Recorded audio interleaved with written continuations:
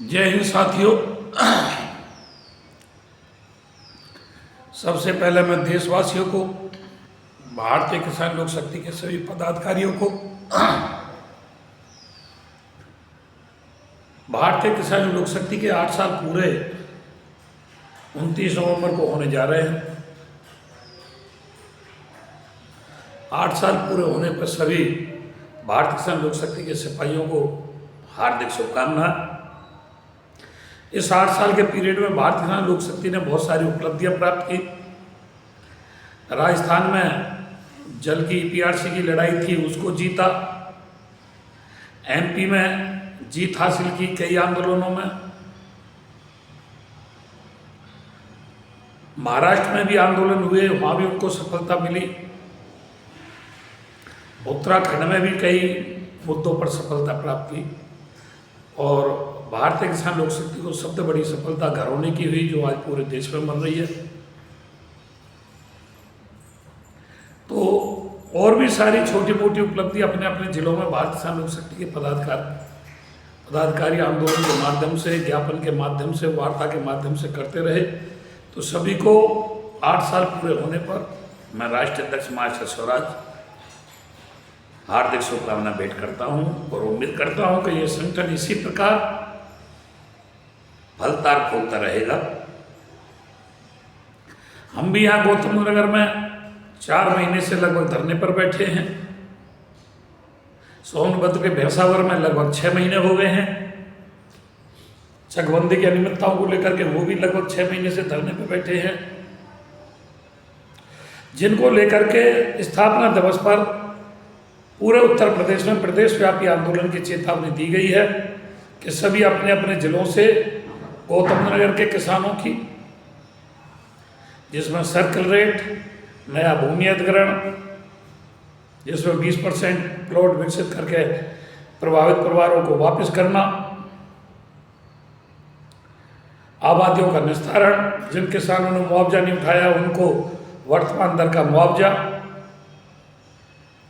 Yamuna express way का 64.7% अतिरिक्त मुआवजा व सोनभद्र के किसानों के चकबंदी की अनियमितताओं को लेकर के ज्ञापन दिया जाएगा और उत्तर प्रदेश के हर जिले से माननीय मुख्यमंत्री जी के नाम दिया जाएगा। 25 तारीख को सूरजपुर किसान संघर्ष मोर्चा के बैनर तले आंदोलन हो रहा है, उसमें भारतीय किसान लोक शक्ति का समर्थन रहेगा। हमने स्वयं लेटर हेड पर लिख करके जिले की कमिश्नर लक्ष्मी सिंह से अनुरोध किया है कि हमारी समस्याओं का निस्तारण कराया जाए, उचित पटल पर बैठकर हमारी वार्ता कराई जाए। यह एडिशनल कमिश्नर रजनीश नारायण मिश्रा जी को हमने दिया जा करके। मैडम जी से तो मुलाकात नहीं हो पाई। और मैं तो फिर कहता हूँ, भाई हमारे प्राण तो आपको चाहिए नहीं, हमारी वोट चाहिए, वोट ले लो। वोट दिल जीत के ली जाती है, वोट लठ मार के नहीं ली जाती।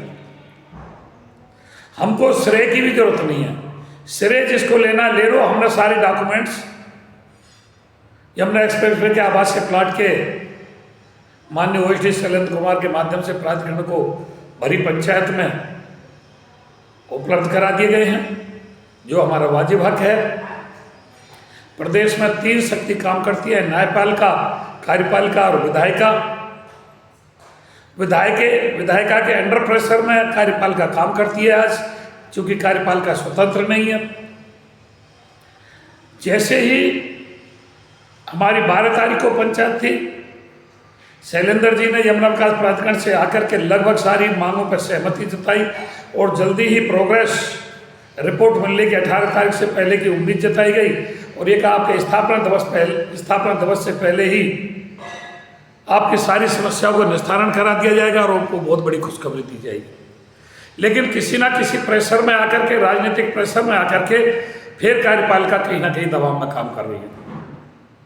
पुलिस प्रशासन से तो हमारी कोई बात है ही नहीं। पुलिस प्रशासन से तो हम हाथ जोड़ करके विनती कर रहे हैं, भाई हमारी वार्ता करा दो, हमारी मांग पूरी करा दो, वरना हमारे सामने मत आओ। आज किसानों के 5-5 लाख के मुचरका भेजे जा रहे हैं नोएडा, ग्रेटर नोएडा में। यह भी लोकतंत्र का हनन है। जबरदस्ती घर बैठे आदमियों को, आंदोलनकारियों के मुच्छर का भर के भेजे जाए, यह कहीं ना कहीं राजनीतिक प्रेशर में हो रहा है। कार्यपालिका जब काम करती है तो राजनीतिक प्रेशर में ही करती है। विपक्ष तो हमें कहीं ढूंढने से भी नहीं मिल रहा, काफी ढूंढा खोजा, वो तो नहीं मिला। लेकिन हम विधान परिषद सदस्य, विधानसभा सदस्य, राज्यसभा सदस्य, लोकसभा सदस्य, जिला पंचायत चेयरमैन, जितने भी हैं, सभी से फिर पुनः हाथ जोड़ करके विनती करते हैं, भाई हमें किसी का तिलक नहीं चाहिए, हमें किसी की राजगद्दी नहीं चाहिए, हमें किसी की कुर्सी नहीं चाहिए। मैं स्वयं अपने पूरे परिवार के लिए आश्वस्त कराना चाहता हूं कि हम कभी चुनाव नहीं लड़ेंगे और ना हमारा बच्चा लड़ेगा। तो हम तो वोटर हैं, वोट देने वाले हैं, भाई वोट हमारी ले लो, हमारा दिल जीत के ले लो, हमारी समस्याओं का समाधान करा दो। अगर श्रेय की बात है तो श्रेय आप ले लो, भाई आपको श्रेय तो चाहिए। हमारी तो जब तक सरकार नहीं सुनती है मुर्दाबाद करते हैं, और जब वही सरकार सुन लेती है तो जिंदाबाद करते थे, तो हम तो जिंदाबाद कर देंगे। लेकिन आंदोलनकारियों को मुच्छर के आदि भेज करके डराया ना जाए। ये अंग्रेजों जैसी सरकार इसको ना बनाया जाए। अंग्रेजी हुकूमत में होते थे, आज तो अपने हाथ की चुनी हुई सरकार है, किसानों की चुनी हुई सरकार है। अगर आप कहते हो कि हिंदुओं ने चुनी है, हिंदुओं की चुनी हुई सरकार है, तो हम भी हिंदू हैं।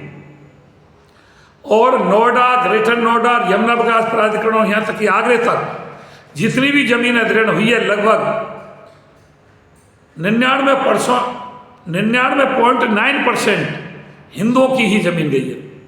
और जितने भी आंदोलनकारी हैं 99.9% वो भी सब हिंदू हैं। जिनके मुच्छरका भेजे जा रहे हैं वो भी सब हिंदू हैं, जिनको डराया जा रहा है वो भी सब हिंदू हैं। एक्सप्रेस वे में जो जमीन गई है वो भी लगभग सब हिंदुओं की गई है। यमुना अथॉरिटी में जो जमीन अधिग्रहण हुई है वह भी सभी हिंदुओं की हुई है। और माननीय मुख्यमंत्री जी को कहा जाता है कि ये राजपूतों के पक्षधर हैं, तो ज्यादातर जगनपुर से लेकर चपरगढ़ तक छोड़ते हुए वो थोड़ी सी गुजर बेल्ट आ जाती है। जैसे ही रामपुर, मिर्जापुर, छपरगढ़ से आगे नीलोनी, रोनिजा शुरू होता है, राजपूतों की जमीन अधिक गई है फिर इसमें। तो भाई राजपूत होने के नाते भी नहीं सुनोगे, हिंदू होने के नाते भी नहीं सुनोगे, किसान होने के नाते भी नहीं सुनोगे, वोटर होने के नाते भी नहीं सुनोगे, तो इससे आगे मैं माननीय मुख्य कार्यपालक अधिकारी के नाम सोमवार को अपने खून से लेटर लिखूंगा, खून से पत्र भेज करके मैं उनसे अनुरोध करूंगा कि हमारी मांग मान ली जाए। नहीं तो मैं क्रिमिक अनशन पे बैठूंगा, और क्रिमिक अनशन से भी बात नहीं सुनोगे तो भूख हड़ताल पे बैठूंगा, अपनी जान पे खेलूंगा, ये मैं घोषणा करता हूं। नहीं तो हमारी बात सुन लीजिए। धन्यवाद। जय हिंद, जय भारत, जय भारत से लोक शक्ति।